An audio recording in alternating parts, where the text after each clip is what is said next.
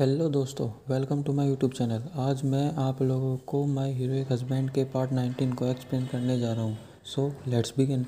तो एपिसोड के स्टार्ट में हम लोग देखते हैं कि चैन फैन ल्यू दाइबी के पास आता है और उसे आके कहता है कि तुम्हें निंगे को अपना मिलिट्री कंसल्टेंट नहीं रखना चाहिए, उसे उसके पद से हटा दो। जिस पे वो कहती है कि क्या तुम मिलिट्री कंसल्टेंट बनना चाहोगे। जिस पे वो कह देता है कि नहीं, मैं तो एक कमांडर हूँ।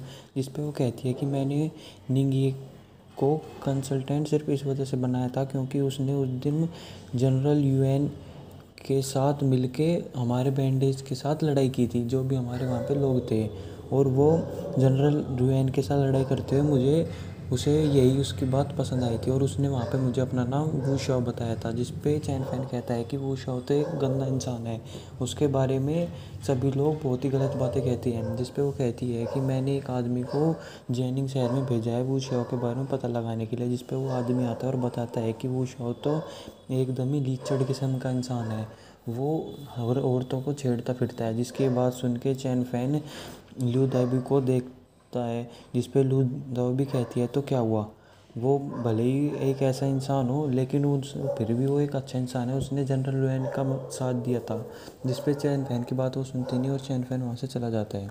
और फिर तभी हम लोग उसके बाद देखते हैं कि निंगिए पूरे कैंप में इधर उधर घूम रहा होता है। वो कैंप से बाहर निकलना चाहता है लेकिन कोई उसे वहाँ से निकलने नहीं देता। जिस पे उसे पता लगता है कि अगर उसे कैंप से बाहर जाना है तो उसे कमांडर के टोकन की ज़रूरत पड़ेगी। जिस पे निंगिए लू दॉयबी के पास ही बैठा हुआ होता है और वो बार बार उसे देख रहा होता है क्योंकि उसके पास उसका काउंसलर वाला टोकन होता है और वो उसे टोकन को पाना चाहता है।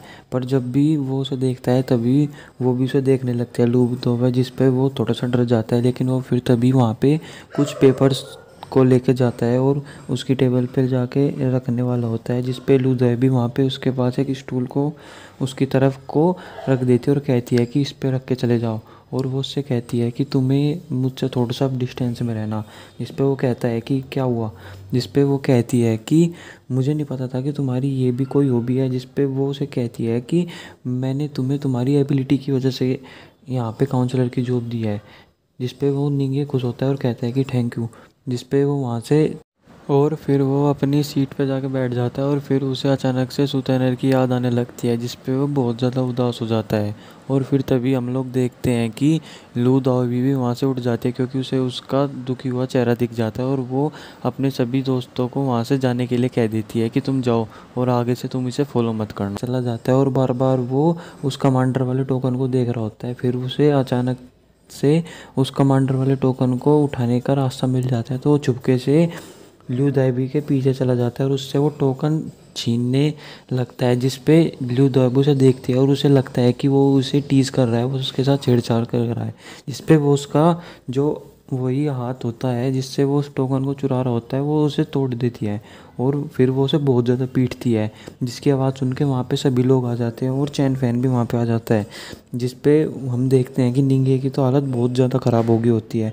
जिस पे चैन फैन उसे आगे बताता है कि इसका नाम निंगी है और इसने अपना नाम झूठा बताया हुआ था वूशो। जिस पे वो कहता है कि हाँ, मैंने अपना नाम झूठा बताया हुआ था, मेरा नाम निंगी है और मैं एक बहुत ही ज़्यादा शरीफ इंसान हूँ। जिस पे लू दाओबी चैन फैन को कहती है कि पहले तुम जाके उसके हाथ को ठीक करो। जिस पे वो उसका हाथ ठीक करने लगता है।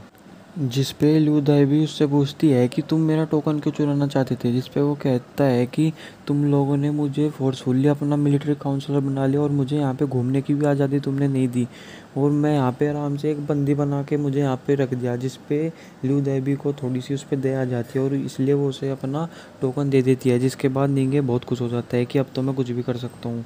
और लेकिन उसे पता नहीं होता कि लू दाइबी ने तो पहले से ही कुछ उसके लिए एक चाल भी चल दी होती है। लेकिन वो तभी उस टोकन को लेके वहाँ से बाहर जाने की कोशिश करता है लेकिन वो वहाँ से बाहर नहीं जा पाता क्योंकि वो उसके सब वहाँ के गार्ड बताते हैं कि कमांडर ने हमें कहा है कि तुम इस पूरे कैंप में कहीं भी जा सकते हो लेकिन यहाँ से बाहर नहीं जा सकते।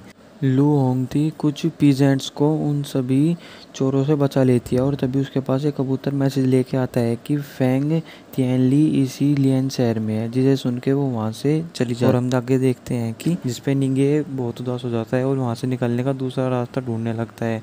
और फिर तभी हम लोग देखते हैं कि निंगे एक जगह पे जाता है जहाँ पे जो लियन शहर की जो दीवारें होती है वो बनाने के लिए बहुत सारी मशीन होती है, और वो वहाँ पे बहाना लगा के वहाँ के सभी वर्कर को वहाँ से भेज देता है। उसके बाद वो वहाँ से दीवार से नीचे उतरने की तैयारी करने लगता है और वहाँ से नीचे उतरने लगता है, लेकिन तभी उसके चारों दोस्त भी वहाँ पे आ जाते हैं और वो भी वहाँ से भागने की तैयारी कर रहे होते हैं, लेकिन उन्हें नहीं पता होता कि नीचे निंगे हो रहे हैं। तो वो गलती से निंगे को वापस से ऊपर खींच लेते हैं, जिस पे निंगे उन पे बहुत गुस्सा करता है और उन्हें कहता है कि तुम लोग यहाँ पे क्या कर रहे हो, जिस पे वो कहते हैं कि हम भी यहाँ से भागना चाहते हैं। तो वो उन्हें अपने साथ वहाँ से लेके चला जाता है, उसके एक दोस्त को, और वो उसे नीचे लेके जाने लगता है। लेकिन तभी वहाँ पे उन तीनों के पास चैन फैन आ जाता है और वो उन तीनों से वापस से उस रस्सी को ऊपर खिंचवा देता है, जिस पे वो निंगे को कहता है कि तुम ये कभी भी नहीं मानोगे, और फिर वो उन चारों को पकड़ के जेल में डलवा देता है।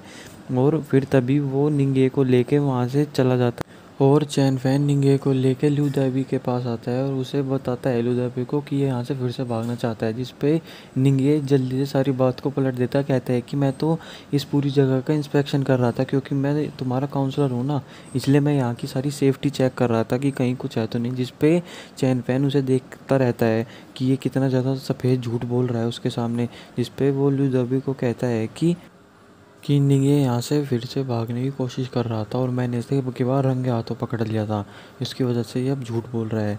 जिस पे लू भी चैन फैन की कोई बात नहीं सुनती, उसे निंगे की बात पे यकीन होता है क्योंकि वो उसने बोला इस तरीके से था। और तभी निंगे बेहोश होने का एक्टिंग करने लगता है, जिस पे लू दाइबी को उस पर और भी ज़्यादा भरोसा हो जाता है। और फिर तभी चैन फैन निंगे को इशारे में कहता है कि मैं तुम पे नज़र रख रहा हूँ, जिस पे वो फिर से लू दाइबी को कहता है कि देखो ये मुझ पे फिर से नज़र रखने की बात कर रहा है, जिस पे लू दाइबी चैन फैन को वहाँ से जाने के लिए कहती है। और फिर तभी हम लोग उसके बाद देखते हैं कि लू ओंगती वहाँ से अपने घोड़े पर जा रही होती है, लेकिन तभी उसका घोड़ा वहाँ से आगे नहीं बढ़ रहा होता। तो वो देखती है कि वहाँ पे तो किसी का रथ खड़ा है, तो वो उसे लेकर चली जाती है। और हम देखते हैं कि सू तेनर के अंकल और उसका कज़न वहाँ पे गए हुए होते हैं, जहाँ के उन पे एड्रेस लिखा हुआ होता है उस मैप पे। और वो देखते हैं कि वहाँ पे तो कहीं भी कोई रिवर नहीं है, जिस पे उन्हें गार्ड गैंग के उस मैप पे बहुत गुस्सा आता है। और वो देखते हैं कि उनका तो रथ कोई चुरा के भाग रहा है, तो वो उसके पीछे भागते हैं, जिस पे पीछे से उसके अंकल उसे अपने बेटे को कहते हैं कि रुक जाओ, तुम क्यों उसके पीछे भाग रहे हो। कहते हैं कि हमारे पास अभी बहुत पैसा है, हम एक नया रथ खरीद लेंगे। जिस पे वो कहता है कि उनका बेटा कि मैंने तो सारे पैसे उसमें रख दिए थे। जिस पे फिर सुतैनर के अंकल बहुत तेज़ी से उस रथ के पीछे भागते हैं। और फिर तभी हम लोग अगले सीन में देखते हैं कि तभी निंगे को अपने साथ लेकर जा रही होती है, लेकिन तभी वहाँ पे उसकी आंट आती है और उसे कहती है कि तुम्हें मेरे साथ अभी चलना होगा। और वो उसे वहाँ से पकड़ के वहाँ से लेकर चली जाती है और वो उसे वहाँ पे उसकी एक ब्लाइंड डेट करवा देती है एक अमीर आदमी के बेटे के साथ, जो कि लेनिन शहर का सबसे अमीर आदमी होता है। और वो दोनों बैठ के अपना आपस में डेट करते हैं और दोनों एक दूसरे को अपना इंट्रोडक्शन देते हैं, लेकिन लिू दाबी पे कुछ फ़र्क नहीं पड़ता। और हम दूसरी तरफ देखते हैं कि चैन फैन को बहुत ज़्यादा गुस्सा आ रहा होता है लिू दाबी की डेट की वजह से, और वो भालों को फेंकने लगता है बहुत ही ज़्यादा गुस्से में, जिसे निंगे भी नोटिस करता है और उसके पास जाता है और उसे लू दाबी से फ्लर्ट करने की टेक्निक को बताने लगता है। और हम दूसरी तरफ देखते हैं कि लू दाबी वहाँ पे बैठी हुई बहुत बोर हो रही होती है और वो तभी अपनी आंट को कह के जाती है कि मैं अभी आती हूँ, मुझे कुछ काम याद आ गया है। जिस पे वो बाहर आती है और निंगे को अपने साथ पकड़ के ले जाती है, कहती है कि तुम मेरे काउंसलर हो, इसलिए तुम्हें इस यहाँ से मुझे बचाना होगा। जिस पे वो उसे वहाँ से ज़बरदस्ती लेके चली जाती है। और फिर निंगे वहाँ पे जाके एक स्टार पढ़ने वाले आदमी का काम करता है, जिस पे वो उन दोनों की कुंडलियों को मैच करता है और बताता है कि इन दोनों की कुंडली आपस में मिलती नहीं है। और वो बताता है कि अगर इन दोनों की शादी होगी तो दोनों लड़ाई झगड़ा करेंगे और बहुत कुछ होगा, जिसकी वजह से लिू दाइबी की आंटी होती है वो उसकी बात मान जाती है। और फिर वो वहाँ से उस अमीर आदमी को बाहर भेज देते हैं और उसे घर तक खुद छोड़ के आती है उसकी आंटी। जिस पे लू दाइबी निंगे को बहुत ज़्यादा थैंक यू करते हैं, जिस पे वो कहता है कि ये तो कुछ ज़्यादा बड़ी बात नहीं थी, ये तो कोई भी कर सकता है। जिस पे वो कहती है कि क्या ये मैं भी कर सकती हूँ, जिस पे वो कहता है कि हाँ मैं भी तुम्हें सारी चीज़ सिखा दूँगा। जिस पे बहुत ज़्यादा खुश होती है। और फिर तभी हम अगले सीन में देखते हैं कि तभी वो उससे पूछती है, तो तुम्हारा क्या एलिमेंट है? तुमने कहा था कि मुझे विंड एलिमेंट के लोगों से बच के रहना है, क्योंकि मुझे उनसे ही शादी करनी पड़ेगी। इस पे वो उससे पूछती है कि तुम्हारा क्या है? वो बताता है कि मेरा भी विंड है। और तभी वो वहाँ से चला जाता है भाग के, कहता है कि यहाँ पे हवा बहुत तेज चल रही है। और उसे वहाँ से भागता हुआ चैन फैन भी देखता है और हंस रहा होता है। और फिर तभी हम लोग देखते हैं कि इसी के साथ हमारे एपिसोड की भी एक्सप्लेनेशन यहीं पे ख़त्म हो जाती है।